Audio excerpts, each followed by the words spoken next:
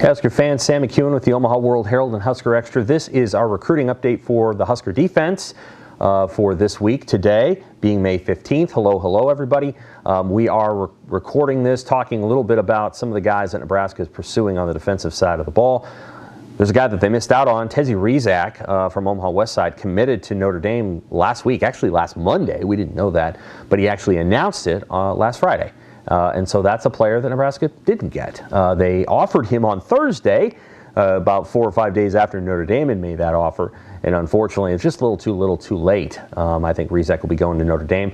Initially, it's going to be kind of a rover. He's going to grow into maybe a linebacker role. It's just to underline emphasis that Nebraska has to continue to recruit in Omaha in a way that's maybe a little different than what they've been doing in some other spots. It's a challenge to recruit Omaha. There's talented players here. There's kids who want to maybe get out and see the world a little bit. And so you have to recruit those players early on. That's not something Nebraska was able to do in this circumstance because, hello, they have a new coaching staff.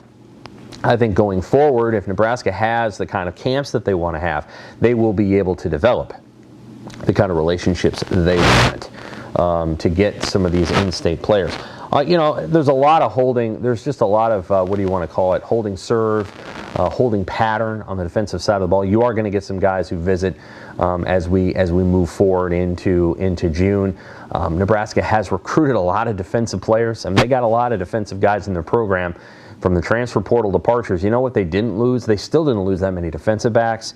They still have quite a few linebackers, and they have quite a few young linemen as well. If you think about Prince McKewon, and then you think about Brody Tagaloa, who Nebraska really likes. We didn't hear a lot about him in spring, but they really like Brody Tagaloa.